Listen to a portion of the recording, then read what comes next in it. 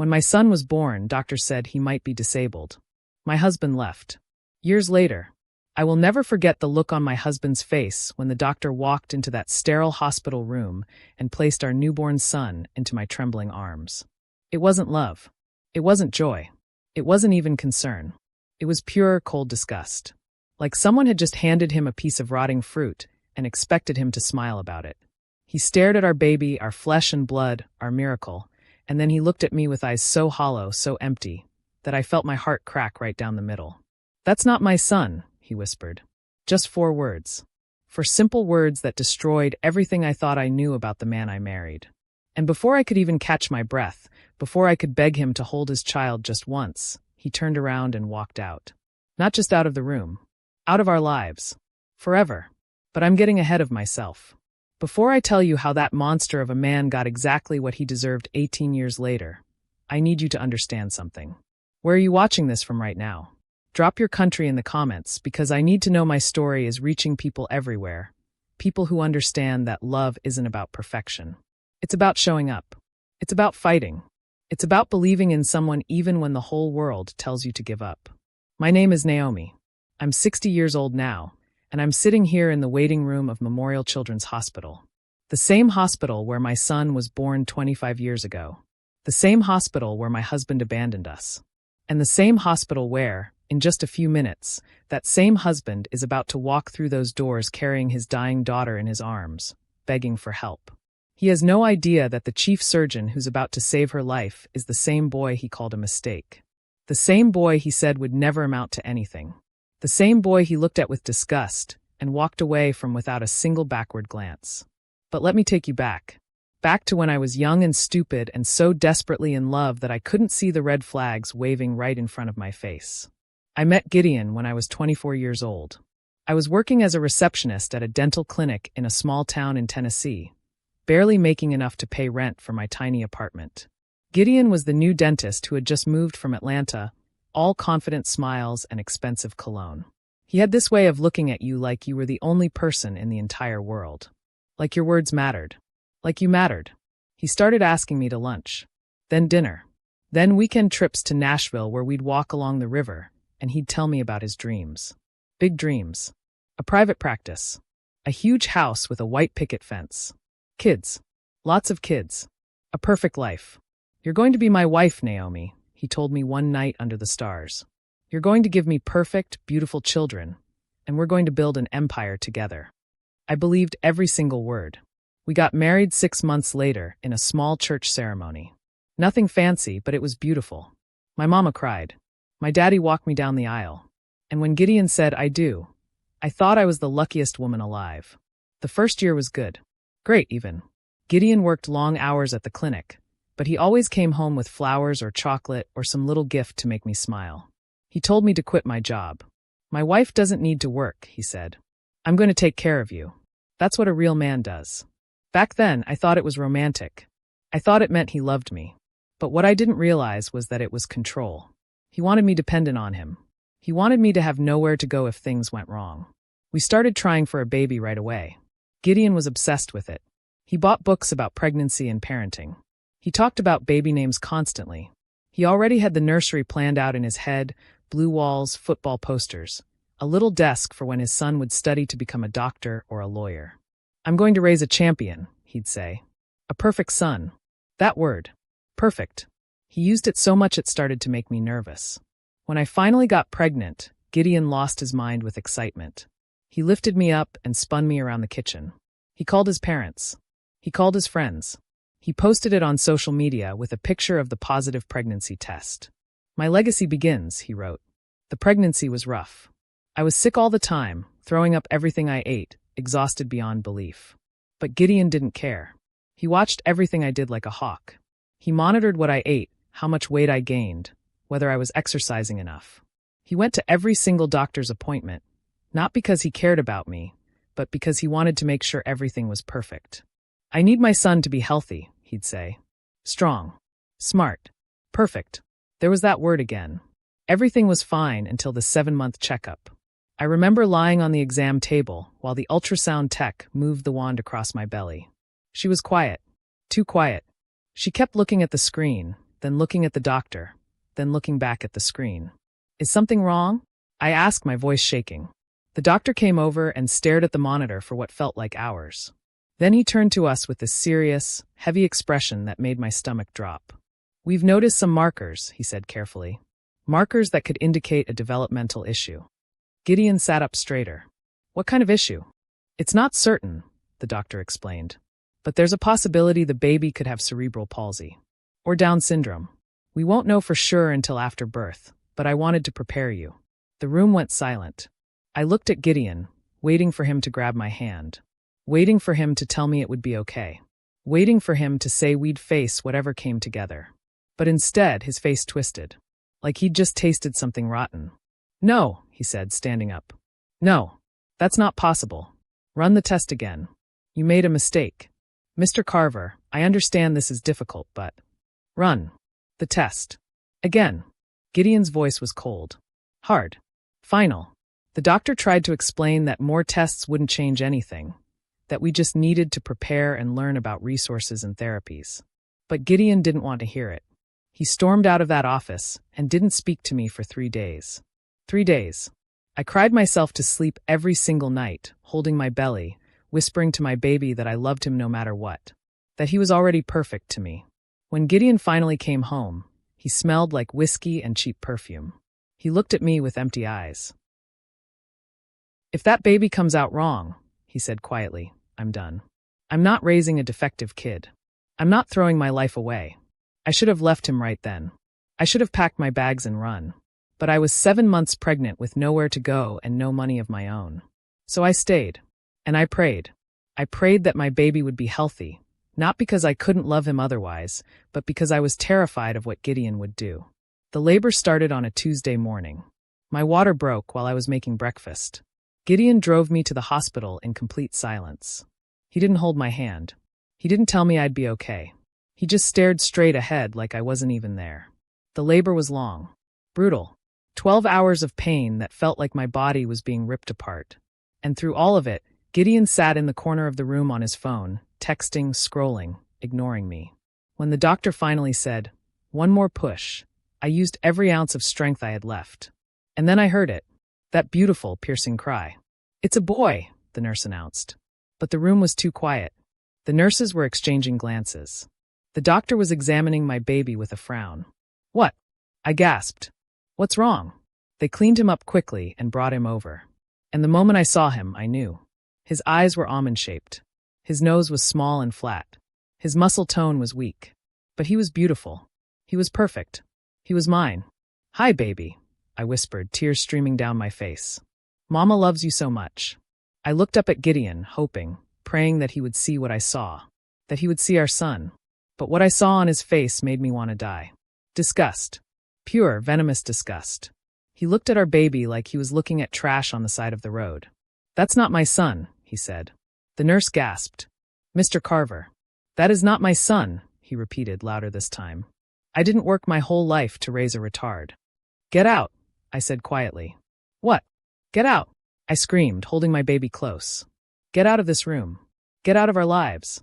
If you can't love your own son, then I don't want you." He didn't argue. He didn't apologize. He just turned and walked out. And I never saw him again.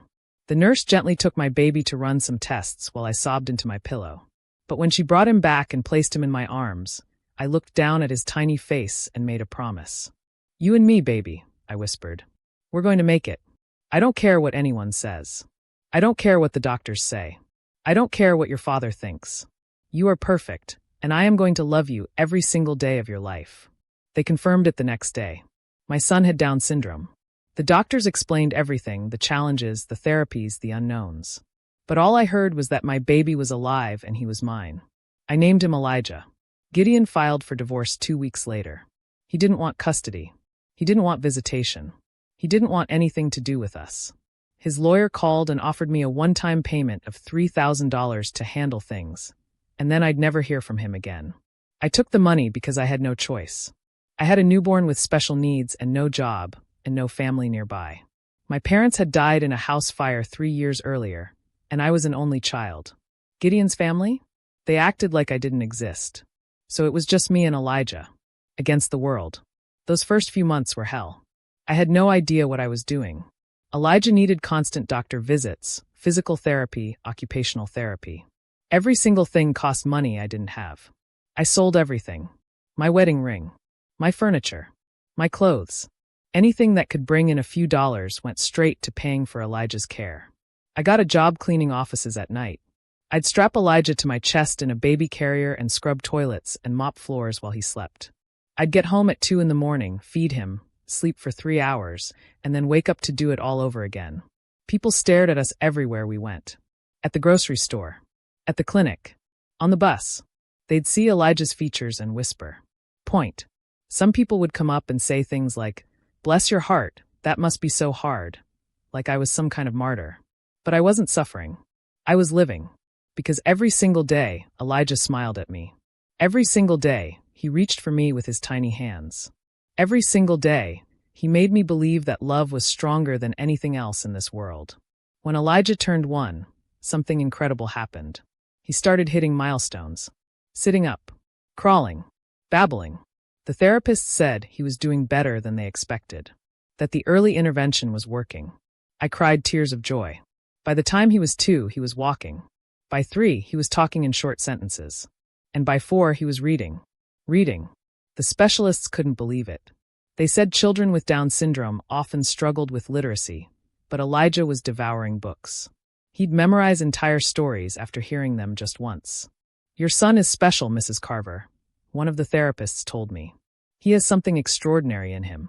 I already knew that, but hearing someone else say it made me believe that maybe, just maybe, we were going to be okay. When Elijah turned 5, I enrolled him in kindergarten at the local public school. The principal tried to convince me to put him in a special education classroom, but I refused. "My son is smart," I said firmly. "He deserves to be with the other kids." "But Mrs. Carver, he has special needs." "He has Down syndrome," I corrected. "That doesn't mean he can't learn.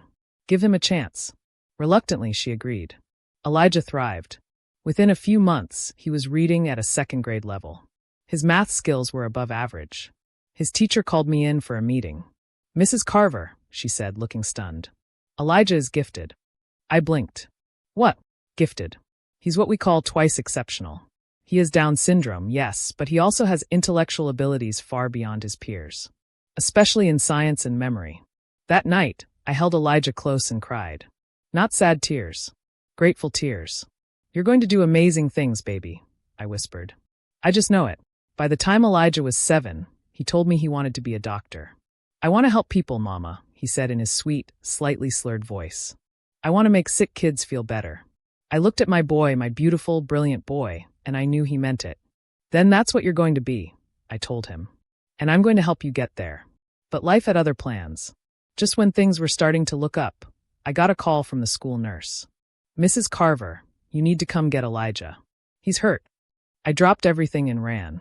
When I got there, Elijah was sitting in the nurse's office with a bloody nose and a black eye. He was crying. "What happened?" I demanded. The nurse looked uncomfortable. Some older boys were teasing him. It got physical. Teasing him about what? She hesitated. About his appearance. His speech. They called him names. Rage boiled in my chest. But I swallowed it down and knelt in front of Elijah. "Baby, are you okay?" He nodded, sniffling.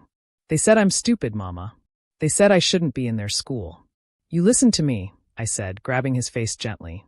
"You are not stupid. You are brilliant. And anyone who can't see that is the stupid one. You hear me?" He nodded again. "Good. Now let's go home." But as we walked to the car, I made a silent vow. I was going to make sure Elijah had every opportunity to prove the world wrong. No matter what it took. And years later, standing in that hospital waiting room, watching my ex-husband walk through those doors with his dying daughter in his arms, I realized something. We had done it. Against all odds, against every doubt, against every cruel word, Elijah had become exactly what he said he would be. A doctor. And now, the man who abandoned him was about to find out. The years between Elijah's black eye in elementary school and the moment I'm about to tell you about were filled with more battles than I can count. But every single one of them made my son stronger. Made us stronger. When Elijah finished elementary school, the principal called me in for a meeting. I remember walking into her office, my heart pounding, thinking he was in trouble again. But when I sat down, she was smiling. "Mrs. Carver," she said, "I need to talk to you about Elijah's future." My stomach clenched. "What about it?" "He's too advanced for middle school at the normal pace. His test scores are off the charts. His reading comprehension is at a 10th grade level. His math skills are even higher. I think we should consider skipping him ahead." I sat there, stunned. Skip him? But won't that make things harder for him socially? Kids already treat him different because he has Down syndrome, she finished gently. "I know.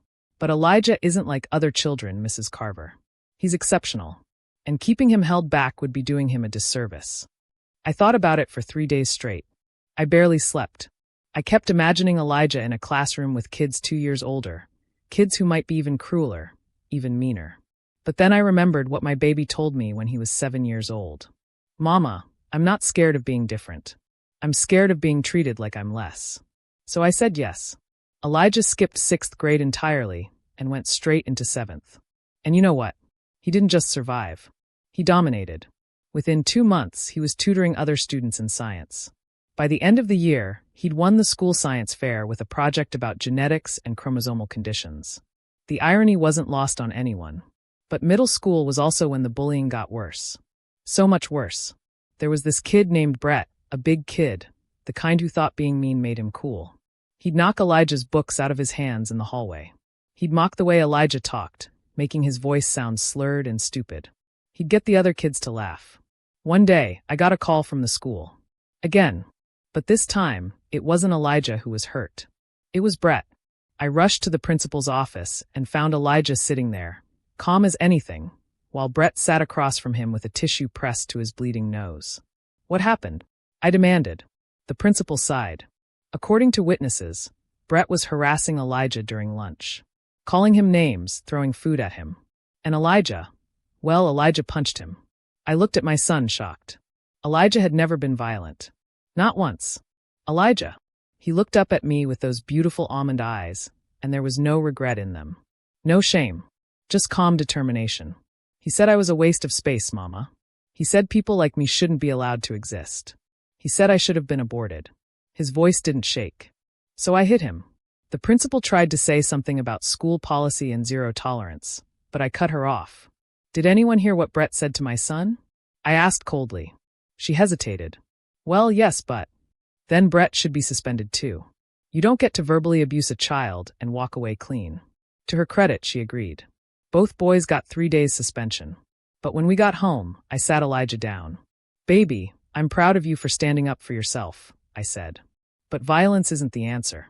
"I know, Mama," he said quietly. "But sometimes words aren't enough. Sometimes people only understand action." He was 12 years old, and he was already wiser than most adults I knew. High school was a different beast entirely. Elijah entered at 14, 2 years younger than everyone else, and the target on his back grew even bigger. But by then, he'd learned something powerful.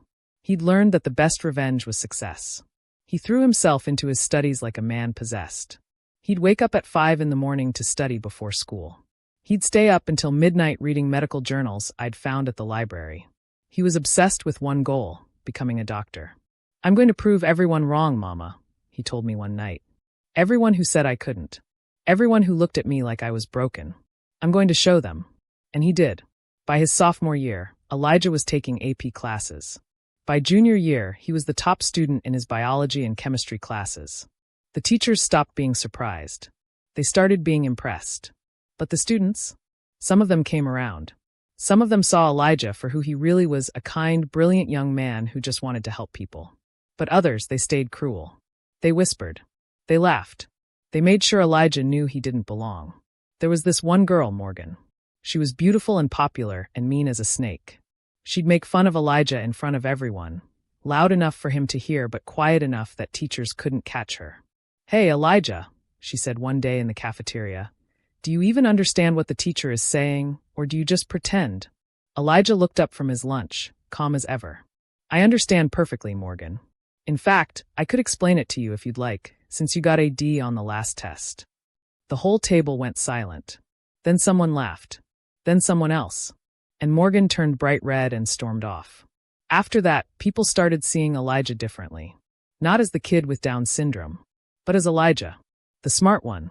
the one who didn't take garbage from anybody.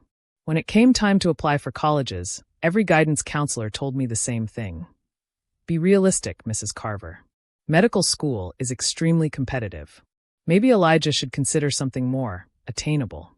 I wanted to scream at every single one of them. But Elijah just smiled politely and said, I appreciate your concern, but I'm going to apply anyway. He applied to 15 schools. We got rejection letters from 14 of them. Polite rejections, but rejections all the same. Each one felt like a knife in my chest.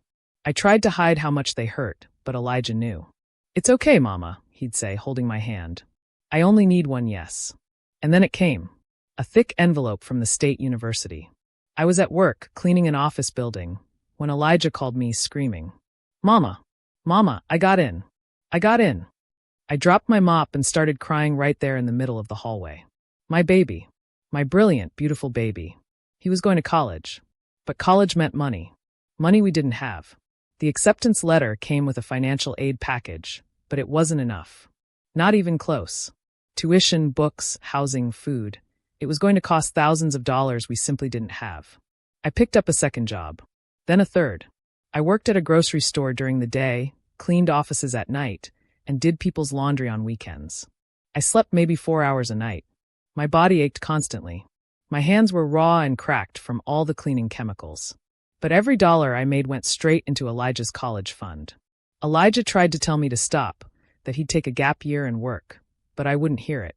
You are not delaying your dreams because of money, I told him firmly. You worked too hard. You earned this. The day I dropped Elijah off at college, I cried the whole drive home. The dorm room was small and plain, but Elijah looked at it like it was a palace. He hugged me so tight I thought my ribs would crack. Thank you, Mama, he whispered. For everything. For never giving up on me. I could never give up on you, baby, I said, kissing his forehead. You're my whole world. College was brutal for Elijah, but not academically. Academically, he excelled. He made the dean's list every single semester. He joined the pre-med program and aced every class. His professors loved him. But socially, it was high school all over again, except worse. Because now the stakes were higher. Now he wasn't just the weird kid. He was the weird kid trying to become a doctor. Other students mocked him openly. They said he was taking a spot from someone more deserving. They said medical schools would never accept him. They said he was wasting everyone's time. But Elijah didn't quit. He studied harder. He volunteered at the campus health center. He shadowed doctors at the local hospital. He did everything humanly possible to prove he belonged. And in his junior year, something incredible happened. One of his professors, Dr. Williams, pulled him aside after class. Elijah, he said, I've been teaching for 30 years, and I've never had a student like you. Your understanding of human anatomy and physiology is extraordinary. Have you thought about research? I want to be a surgeon, sir, Elijah said. Dr. Williams smiled. I think you'd make an excellent surgeon. But I also think you could change the world with research. There's a study I'm working on about genetic conditions and brain development. I'd like you to join my team. Elijah came home that weekend glowing. Mama, I'm going to be published. Me. In a real medical journal. I cried. Again. I cried so much during those years that I'm surprised I had any tears left. The research paper came out during Elijah's senior year. It was titled Neuroplasticity in Individuals with Trisomy 21, a comprehensive study. Elijah's name was second on the list of authors. When he applied to medical schools, he sent that paper with every application. And this time, the rejection letters didn't come. He got accepted into 3 medical schools.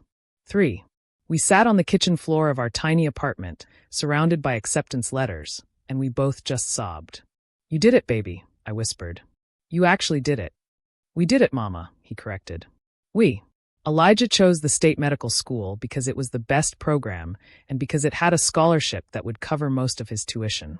But medical school was a whole different monster. The workload was insane.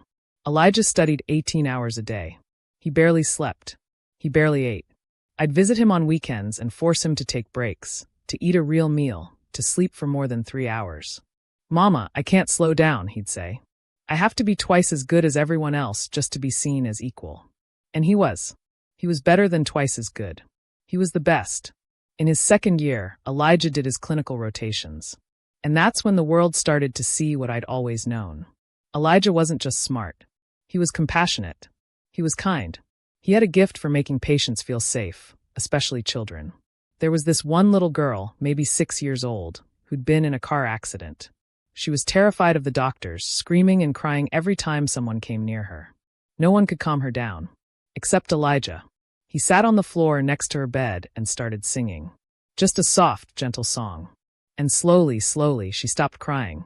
She looked at him with wide eyes. "You talk funny," she said. Elijah smiled. "I know. I have something called Down syndrome. It makes my words sound a little different. But that's okay, right? We're all different." She nodded. "I have a broken arm. That makes me different too." "Exactly," Elijah said. "Different is good. Different is special." She let him examine her after that. She let him set her arm. And when he was done, she hugged him and said, "You're my favorite doctor." The attending physician who watched the whole thing pulled Elijah aside afterward. "Son," he said, "you have a gift. Don't ever let anyone tell you that you don't belong in medicine." Elijah graduated medical school in the top 10% of his class. At the graduation ceremony, when they called his name, I stood up and screamed so loud people probably heard me in the next county. I didn't care. That was my baby up there. My baby who the world said would never amount to anything. He got matched for his residency at Memorial Children's Hospital, the best pediatric hospital in the state. The same hospital where he was born. The same hospital where his father abandoned us. I remember the day Elijah got his white coat with his name embroidered on it. Dr. Elijah Carver, pediatric resident. We took a picture together, me in my worn-out cleaning uniform and him in his crisp white coat. That picture still sits on my kitchen counter. During his residency, Elijah's reputation grew. Parents requested him specifically. Other doctors came to him for second opinions. Within 2 years, they promoted him to chief resident. At 26 years old, my son was running the pediatric department. And that's when Elijah did something that broke my heart in the best way possible. He bought me a house. "Mama," he said, handing me the keys, "you're done cleaning other people's messes. This is yours. No rent. No landlord. Yours." I tried to argue, but he wouldn't hear it. "You sacrificed everything for me. Now it's my turn." So I moved into a little 2-bedroom house in a quiet neighborhood. For the first time in 26 years, I didn't have to work myself to the bone. I could rest. I could breathe. And Elijah? He kept climbing. He published more research. He gave talks at conferences. He became a specialist in pediatric genetics and development. He was living proof that Down syndrome didn't define ability. That love and determination could overcome anything. I thought we'd finally made it. I thought the hard part was over. But then, on that Tuesday morning, I walked into Memorial Children's Hospital to sign some insurance paperwork for Elijah, and I saw him. Gideon. Older. Grayer. Thinner. But unmistakably him. He was carrying a teenage girl in his arms, running through the emergency room doors, screaming for help. And in that moment, everything came full circle. Subscribe to this channel to support our growth. I froze. Every muscle in my body locked up like I'd been hit with a bolt of lightning. 26 years. 26 years since I'd seen that face, and suddenly it was right there, 10 feet away from me, older and more desperate than I'd ever seen it. Gideon didn't notice me at first. He was too busy shouting at the nurses, demanding immediate attention, his voice cracking with panic. The girl in his arms looked about 14, maybe 15. She was unconscious, her skin pale and clammy, her body limp. "Please," he was screaming. "Please, somebody help her. She's having a seizure. She won't wake up." 2 nurses rushed over with a gurney, and Gideon laid the girl down carefully, his hands shaking so badly he could barely let go of her. I watched as they wheeled her toward the emergency room, nurses barking orders, moving fast. And then Gideon turned around. His eyes swept the waiting room, probably looking for a place to sit, somewhere to catch his breath and fall apart. And that's when he saw me. I watched his face go through about 5 different emotions in 3 seconds. Confusion. Recognition. Shock. And then, God help me, that same arrogant smirk I remembered from 26 years ago. He walked toward me slowly, like he couldn't quite believe what he was seeing. Like I was some ghost from his past that shouldn't be haunting him anymore. "Naomi?" he said, and hearing my name come out of his mouth made my stomach turn. "Is that really you?" I didn't answer. I just stared at him, taking in every detail. The wrinkles around his eyes. The gray in his hair. The way his expensive watch hung loose on his wrist like he'd lost weight. the exhaustion in his face that no amount of sleep could fix. "Wow," he said, letting out a bitter laugh. "What are the odds? You work here now? Let me guess, cleaning crew?" There it was. That tone. That condescending, cruel tone that made you feel 2 inches tall. Even after all these years, even in the middle of his own crisis, he couldn't help himself. "I'm waiting for my son," I said quietly, my voice steadier than I felt.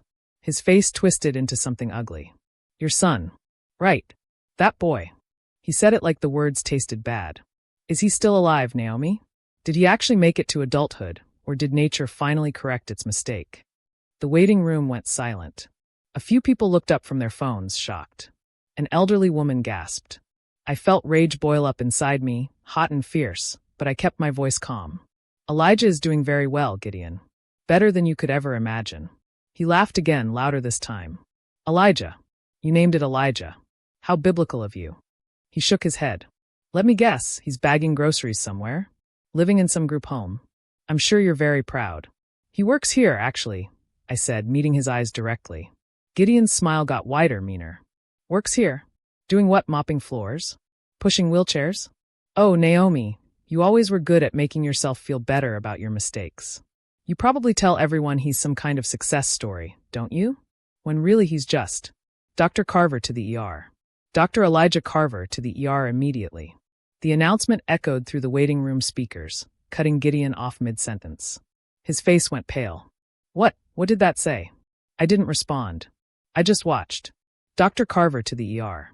Code blue. Dr. Carver, code blue.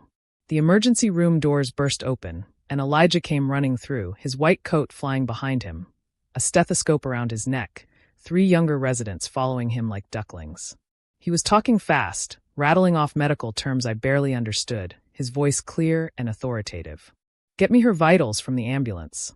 I need a full metabolic panel, CBC, and tox screen. Has anyone checked her glucose levels? When was her last seizure? Someone page neurology now." The residents scrambled to follow his orders, scribbling notes on their tablets. Elijah moved through the chaos like a conductor leading an orchestra, completely in control, completely confident. And then he saw me. His whole face lit up with that beautiful smile that still melted my heart even though he was 26 years old. He changed directions, walking toward me, and I stood up to meet him. "Mama," he said, pulling me into a quick hug. "Sorry I kept you waiting. We had an emergency come in and I had to." He stopped mid-sentence. He'd noticed Gideon standing next to me, staring at him with his mouth hanging open like a fish. "Everything okay, Mama?" Elijah asked, his tone shifting slightly, becoming protective. He looked at Gideon with polite but cautious eyes. "Is this man bothering you?" I opened my mouth to answer, but Gideon beat me to it. "Elijah." His voice came out as barely a whisper. You're Elijah?" My son looked at the older man with a professional, neutral expression. There was no recognition in his eyes. How could there be? He'd never met his father. Not really. Not in any way that mattered. "Yes, sir, I'm Dr. Elijah Carver," he said politely. "Are you family of the patient who just came in?" Gideon's face crumpled. I'm your father."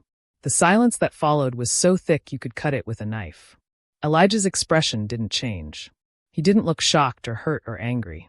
He just looked at Gideon the same way he'd look at any stranger claiming something ridiculous. "No, sir," Elijah said calmly. "My father died before I was born. You're the man who donated DNA, but that's where your contribution ended. Now, are you family of the patient?" I could see Gideon's world crashing down around him. His eyes filled with tears, his hands started shaking. That's my daughter," he stammered. "Hannah. She's 15. She collapsed at home. She has epilepsy. She's had it since she was a baby, but it's been getting worse and none of the doctors can control it and—" A nurse came rushing up, interrupting. "Dr. Carver, the patient is coding. We need you now." Elijah's entire demeanor shifted back to doctor mode instantly. "I'm coming." He looked at Gideon. "Come with me. I need her complete medical history.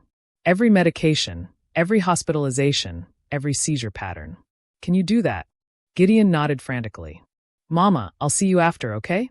Elijah squeezed my hand, and then he was gone, striding back toward the ER with Gideon stumbling after him. I sat back down in my chair and realized I was shaking. My hands, my legs, everything was trembling. The woman sitting next to me leaned over. "Was that your son, honey?" she asked gently. I nodded, not trusting my voice. He's wonderful, she said. My grandson was treated by him last year. Dr. Carver saved his life. She patted my hand. You raised a good man. I finally managed to speak. Thank you, I whispered.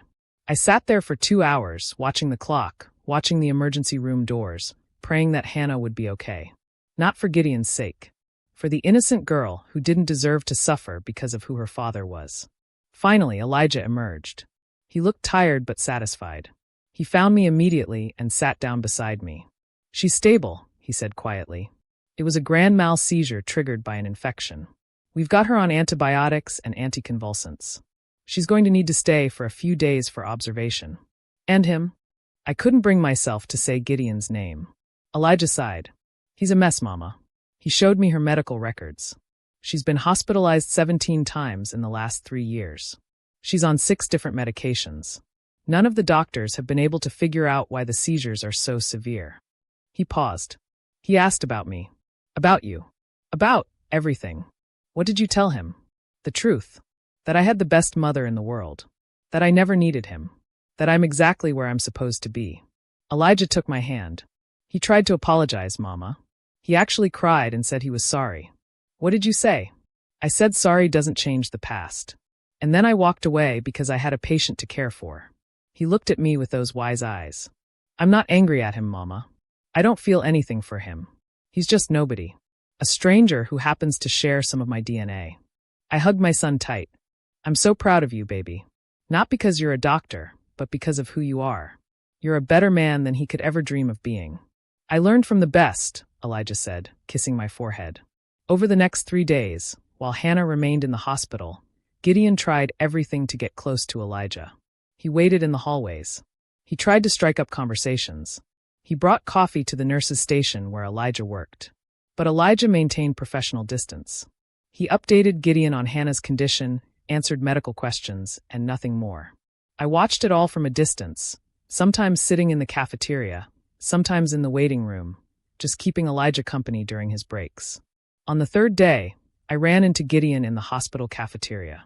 I was getting coffee when I heard his voice behind me. Naomi, can we talk? Please. Every fiber of my being wanted to say no. Wanted to walk away. But something in his voice, something broken and desperate, made me turn around. 5 minutes, I said coldly. That's all you get. We sat at a corner table, and for a long moment, Gideon just stared at his hands. I don't even know where to start, he finally said. I was wrong. About everything. About Elijah. About you. About what matters. You think. I said, my voice dripping with sarcasm. When Elijah was born, all I could see was the Down syndrome, Gideon continued, tears streaming down his face. All I could see was how it would affect me. My reputation. My perfect life. I was so focused on what I wanted that I couldn't see what I had. You had a son, I said quietly. A beautiful, perfect son. And you threw him away like garbage. I know. Gideon's voice broke. I know. And I've regretted it every single day since. Have you? I leaned forward. Because you remarried, didn't you? You had another child. You built the perfect life you always wanted. So tell me, Gideon, when exactly did you regret it? When did you think about the son you abandoned? He flinched like I'd slapped him. You're right. I moved on. I married Rebecca. We had Hannah. And for a while, I thought I'd gotten my second chance. The perfect family I always wanted. But Hannah was born with severe epilepsy, he said softly. She had her first seizure when she was 3 months old. And do you know what my first thought was? Panic. The same panic I felt when the doctor told us about Elijah. That fear of imperfection. That shame. I said nothing. Just waited. Rebecca almost left me, Gideon continued. She saw the look on my face when Hannah had her first seizure, and she knew. She knew I was thinking about running. She told me if I left her and Hannah, she'd make sure everyone knew what kind of man I really was. He laughed bitterly. So I stayed. Not because I wanted to. Because I was trapped. Poor you, I said sarcastically. Trapped into taking care of your own child. I know how it sounds, Gideon said quickly. But something changed, Naomi. As Hannah grew, as I watched her struggle, as I sat with her through hospital stays and seizures and medication trials, something in me broke open. I started to see her. Really see her. Not as an imperfection or a burden, but as my daughter. And I started to love her. Really love her. Good for you, I said flatly. You learned to love your second child. Congratulations. That doesn't change what you did to your first. I know it doesn't. Gideon wiped his eyes. But it made me realize what I'd lost. What I'd thrown away. Naomi, I started researching Down syndrome. I read everything I could find. I learned about early intervention and therapies and success stories. And every article I read, every video I watched, I thought about Elijah. I thought about what he could have been if I'd just stayed. If I'd just tried.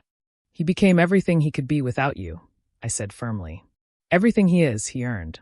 We earned. Through blood and sweat and tears and love. You don't get to claim any part of his success. I know, Gideon said quietly. Believe me, I know. When I saw him standing there in his white coat, ordering those residents around, being called doctor, I couldn't breathe.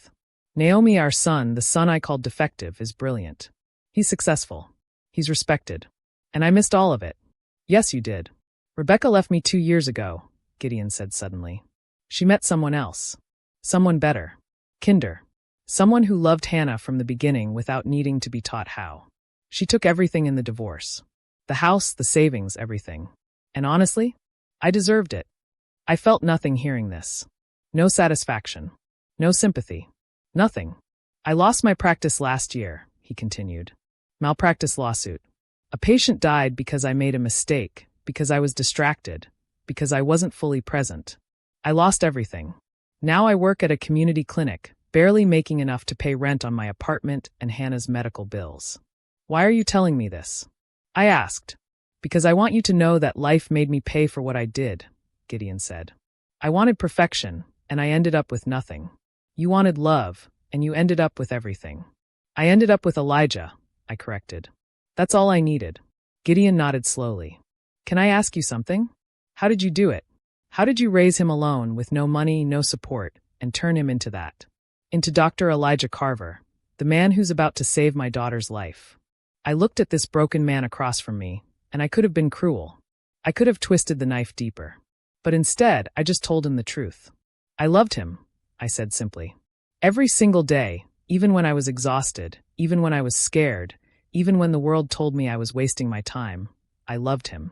I believed in him. I fought for him. I never, not once, made him feel like he was less than anyone else. That's how you raise an extraordinary child, Gideon. You love them unconditionally. Gideon put his head in his hands and sobbed. Actually sobbed, his shoulders shaking, tears dripping onto the table. I don't expect you to forgive me, he said through his tears. I don't even expect Elijah to acknowledge me. I just needed you to know that I see it now. I see what I threw away. I see who he became in spite of me. And I'm sorry. I'm so sorry. I stood up. Your 5 minutes are up. Naomi, please. No. I cut him off. You're sorry. Fine. But sorry doesn't give me back the nights I cried myself to sleep wondering how I'd pay rent. Sorry doesn't give Elijah back the father he deserved. Sorry doesn't erase 26 years of abandonment. So you can keep your apologies, Gideon. They mean nothing to me. I walked away and didn't look back. That evening, Elijah called me from the hospital. Mama, I need to talk to you about something. My heart clenched. What's wrong? Nothing's wrong. But I made a discovery about Hannah's case. Can you come to the hospital tomorrow morning? I went the next day, and Elijah sat me down in his office. He had scans and charts spread across his desk. I've been reviewing all of Hannah's medical records, he said, pointing to a brain scan. Every doctor who's treated her has missed something. There's a small lesion in her temporal lobe. It's tiny, barely visible on most scans, but it's there. And I think it's the source of her seizures. Can you fix it? Not me. I'm not a neurosurgeon. But I know someone who can. Dr. Mitchell is one of the best pediatric neurosurgeons in the country, and she works here. If we can convince her to take the case, she could remove the lesion. It would be risky, but if it works, Hannah could be seizure-free. I stared at my son. You're going to save his daughter. I'm going to save my patient, Elijah corrected gently. Hannah is innocent in all this, Mama. She deserves the best care possible, regardless of who her father is. And that's who my son was. Not vindictive. Not cruel. Just good. Truly, deeply good. Elijah presented Hannah's case to Dr. Mitchell, and she agreed to do the surgery. The operation was scheduled for the following week. The day before the surgery, Gideon found Elijah in the hallway. I was there, bringing Elijah lunch, and I heard the whole conversation. "Why are you doing this?" Gideon asked, his voice thick with emotion. "Why are you helping Hannah after what I did to you?" Elijah stopped walking and turned to face him. "Because I'm not you, sir. You abandoned a child because of a genetic condition. I won't abandon a patient because of who her father is. Hannah deserves the best care, and I'm going to make sure she gets it." "But I don't deserve your help," Gideon whispered. "You're right," Elijah said calmly. "You don't. But this isn't about you. It never was. It's about a 15-year-old girl who's suffered long enough." Gideon tried to say something else, but Elijah held up his hand. "Mr. Carver, I need to be clear about something. My helping Hannah doesn't mean we're going to have a relationship. It doesn't mean I forgive you. It doesn't mean anything except that I'm doing my job. I'm a doctor, and she's my patient. That's where it begins and ends." "I understand," Gideon said, his voice breaking. "But can I just say, you're an extraordinary man. And I'm sorry I never got to see you grow into who you are." "So am I," Elijah said quietly. "For your sake. Because you missed out on something incredible." And then he walked away, leaving Gideon standing alone in the hallway. The surgery was scheduled for 8 o'clock the next morning. And I knew, watching my son prepare to save his half-sister's life, that we'd come full circle. The man who rejected us now depended on us. And somehow that was the most beautiful revenge of all.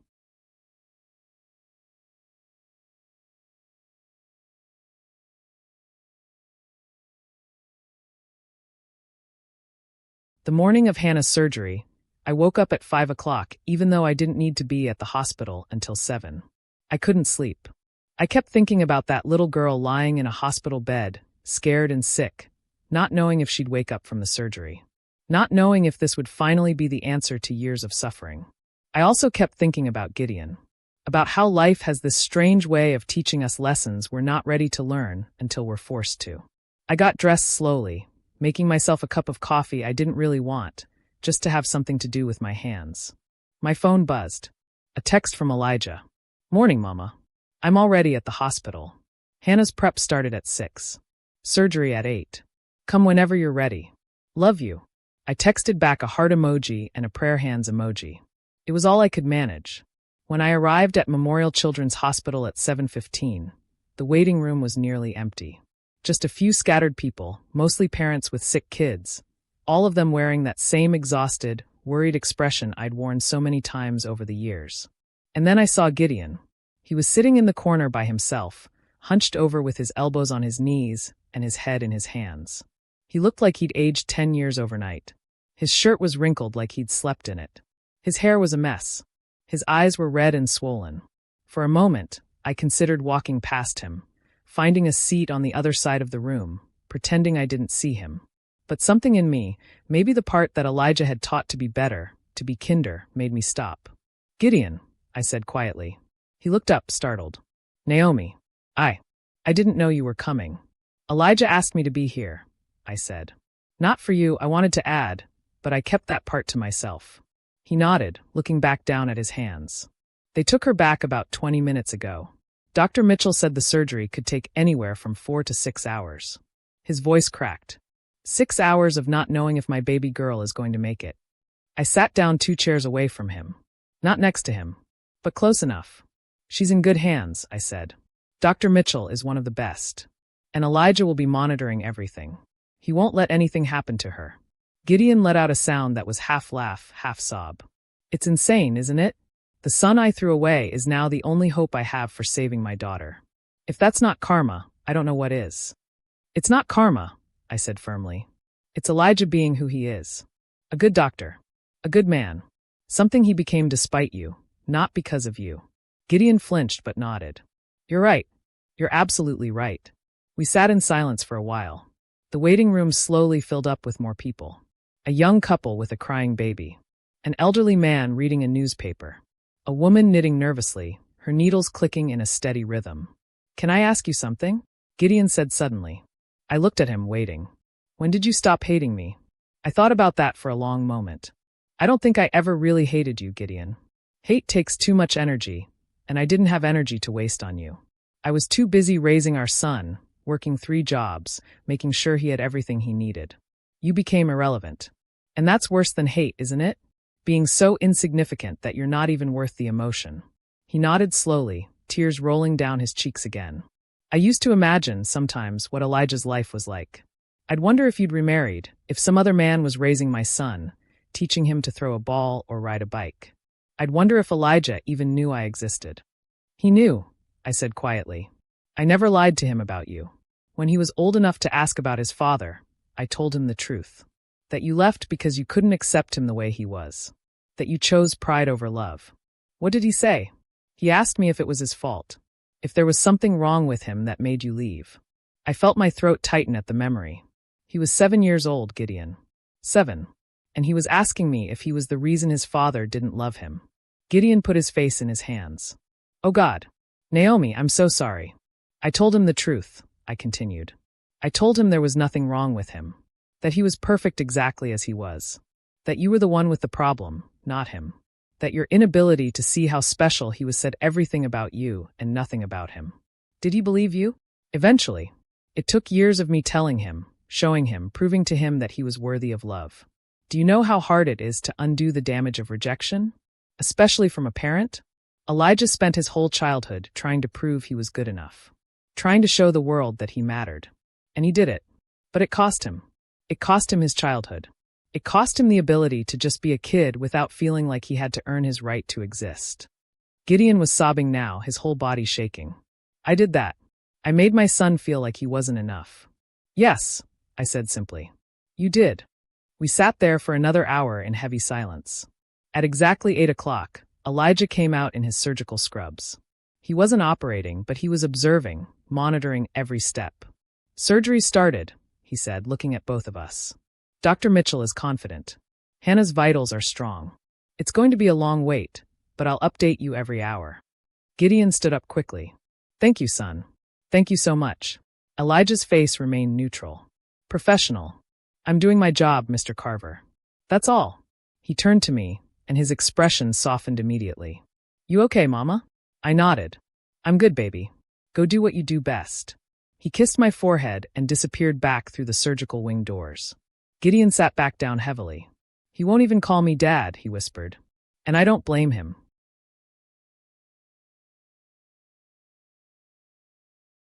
Hannah's brain activity looks excellent. If all goes well during recovery, she should be seizure-free. Gideon's knees buckled. He actually collapsed back into the chair, his hands covering his face as he sobbed with relief. Thank you, he kept saying over and over. Thank you, thank you, thank you. Dr. Mitchell looked at me. You must be Elijah's mother. He speaks very highly of you. I smiled, my own eyes filling with tears. He's my whole world. He's an exceptional doctor, she said. He's the one who caught the lesion. Every other neurologist who looked at Hannah's scans missed it. But Elijah saw it. He saved her life. After Dr. Mitchell left, Gideon turned to me. Our son saved Hannah's life, Naomi. The boy I said was defective just saved my daughter. He's not our son, I said coldly. He's my son. You gave up the right to claim him a long time ago. But even as I said it, I felt something shift inside me. Not forgiveness. Not exactly. But maybe a tiny crack in the wall of ice I'd built around my heart where Gideon was concerned. Hannah woke up 6 hours later. I was there because Elijah asked me to be, said he wanted me to meet his half-sister. Gideon was there, of course, holding her hand, crying, telling her how much he loved her. When Hannah's eyes fluttered open, the first thing she said was, Did it work, Daddy? Am I going to be okay? Yes, baby girl, Gideon sobbed. You're going to be okay. You're going to be better than okay. Elijah checked her vitals, shined a light in her eyes, asked her basic questions to test her cognitive function. She answered everything perfectly. How do you feel, Hannah? Elijah asked gently. Tired, she said softly. But good. Different. Like something heavy got lifted off my brain. That's exactly what happened, Elijah smiled. You're going to need to rest for a few weeks, take it easy, but if everything continues like this, you won't have any more seizures. Hannah started crying. Happy tears. Really? No more seizures? No more hospitals? Really, Elijah confirmed. She looked at him with wonder in her eyes. You saved my life, didn't you? My dad told me you're the one who figured out what was wrong. Elijah shook his head humbly. I'm part of a team, Hannah. Dr. Mitchell did the surgery. The nurses took care of you. I just helped connect the dots. My dad also told me something else, Hannah said quietly. She looked at Gideon, then back at Elijah. He told me you're my brother. My half-brother. The room went silent. Elijah's expression didn't change, but I saw his jaw tighten slightly. Biologically, yes, Elijah said carefully. We share a father. I'm sorry he wasn't there for you, Hannah said, tears streaming down her face. My dad told me everything. What he did to you and your mom. How he left you. I just want you to know that I think you're amazing. And I wish I'd known you my whole life. I wish we'd grown up together. Something in Elijah's face softened. Hannah, none of that is your fault. You didn't do anything wrong. And I'm glad I could help you. I really am. Can we be friends? She asked hopefully. I know I don't have the right to ask for more than that, but maybe we could be friends? Elijah looked at me. I gave him a small nod. This was his choice to make. We can be friends, he said gently. I'd like that. Hannah smiled through her tears, and even I had to admit, it was a beautiful moment. Over the next week, Hannah's recovery was remarkable. No seizures. No complications. Just steady improvement. Gideon stayed by her bedside every single day, and I noticed how he looked at her. With pure, unconditional love. The kind of love he should have had for Elijah. On Hannah's last day in the hospital before being discharged, Gideon asked to speak to both Elijah and me together. We met in the family consultation room, Elijah in his white coat, me in my regular clothes, Gideon looking nervous and broken. I want to say something to both of you, Gideon started. And I need you to let me finish before you respond. Elijah and I exchanged glances but nodded.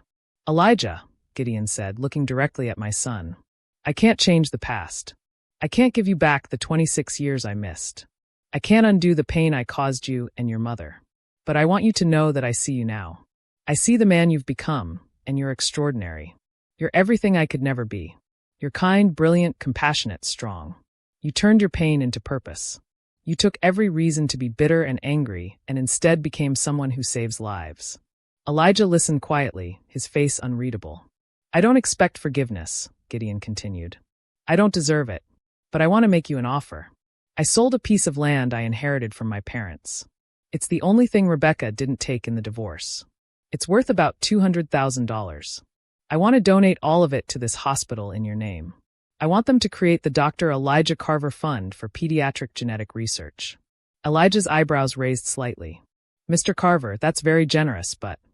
It's not generosity, Gideon interrupted. It's restitution. It's me trying to do something, anything, to honor who you are. Money can't buy forgiveness, but maybe it can help other kids like you. Other kids who deserve better than what I gave you. Elijah was quiet for a long moment.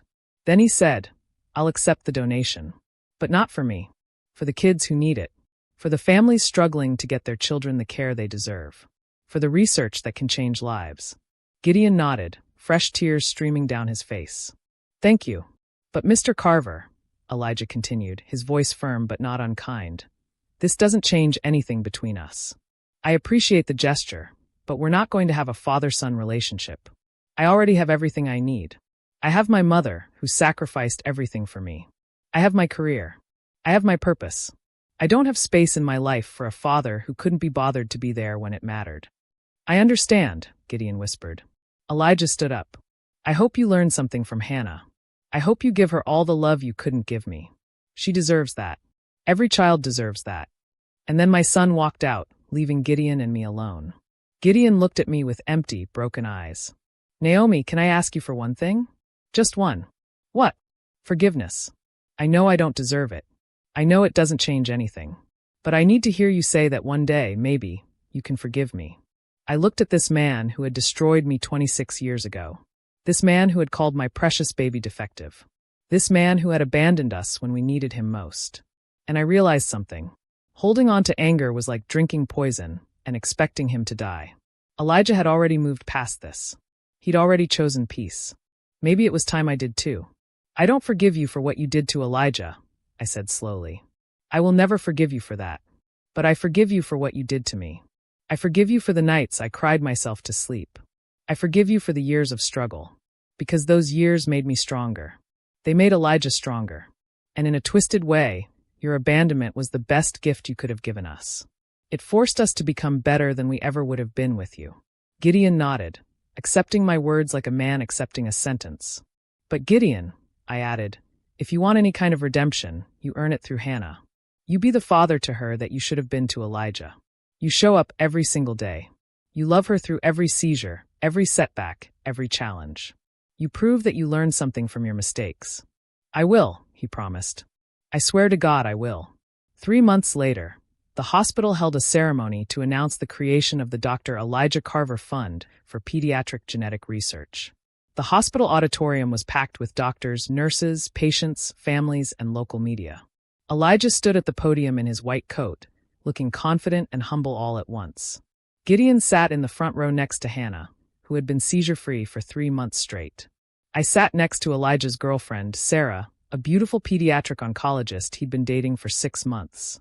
When I was born, Elijah began, his voice clear and strong, the doctors told my mother I might never walk, might never talk, might never be independent. They gave her statistics and limitations and low expectations. But my mother didn't listen to any of that. She believed in me when the world didn't. She fought for me when everyone else gave up. She taught me that Down syndrome is just one part of who I am, not all of who I am. I was already crying. This fund isn't about me, Elijah continued.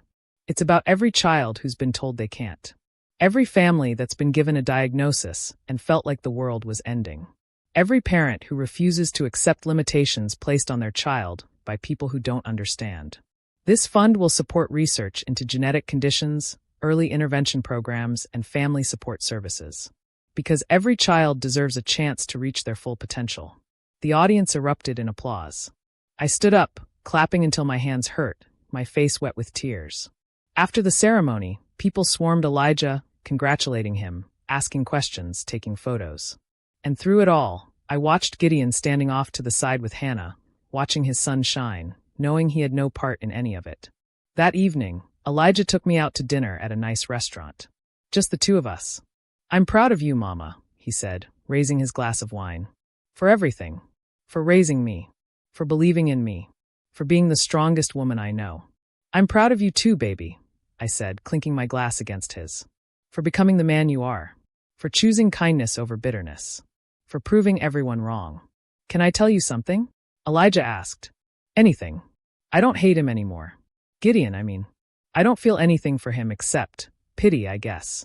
He missed out on something incredible. He missed watching me grow up. He missed my first steps, my first words, my graduations, all of it. And that's his loss, not mine. Because I had you. And you were always enough. I reached across the table and grabbed his hand. You were always enough too, baby. Always. 6 months after that, Elijah proposed to Sarah. They got married in a beautiful outdoor ceremony with 200 guests. Gideon wasn't invited. He sent a card with a generous check and a note that said, "Congratulations. I wish I could be there. I wish I had earned the right to be there. I wish you every happiness. You deserve the world." Elijah read it once and put it away without comment. Hannah, however, was there. Elijah had invited her, and she came with her mother, Rebecca.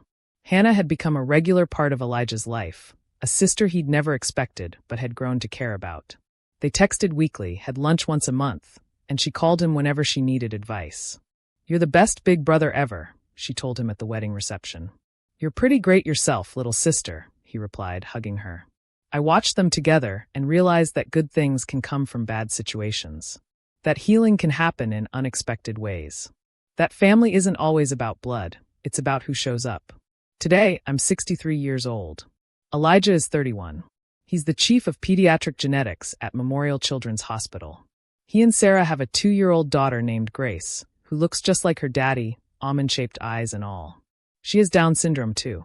When Sarah was pregnant and they got the diagnosis, Elijah called me crying tears of joy. "Mama, she's going to be just like me," he said. "And I'm going to give her the same life you gave me. Full of love and opportunity and belief." And he has. Little Grace is thriving, hitting milestones, smiling constantly, surrounded by more love than any child could ask for. Gideon? I heard through Hannah that he's still working at the community clinic. He's dating someone new, someone kind. He volunteers at a nonprofit that helps families with special needs children. He's trying, in his own way, to make up for what he did. I don't hate him anymore. I don't think about him much at all, honestly. He's just a man who made terrible choices and has to live with them. That's punishment enough. But me? I won the lottery.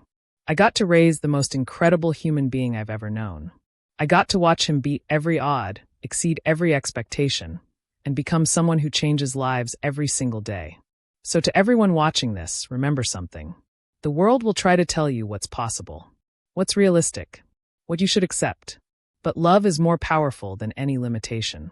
Belief is stronger than any diagnosis. And the human spirit, when nurtured with patience and hope and unconditional love, can achieve absolutely anything. My son was supposed to be disabled. He was supposed to be a burden. He was supposed to amount to nothing. Instead, he became a doctor, a husband, a father, a researcher, a leader, a miracle, and I got to be his mother. That's the greatest blessing of my life. If this story touched your heart, please hit that like button. Tell me in the comments where you're watching from and share your own story of overcoming the odds. And if you haven't already, subscribe to this channel to support our growth. Because stories like this, stories of hope and triumph and unconditional love, these are the stories that need to be told. Thank you for listening. Thank you for caring. And remember, never let anyone define your worth or your potential. You are capable of more than you know. God bless you all. The end.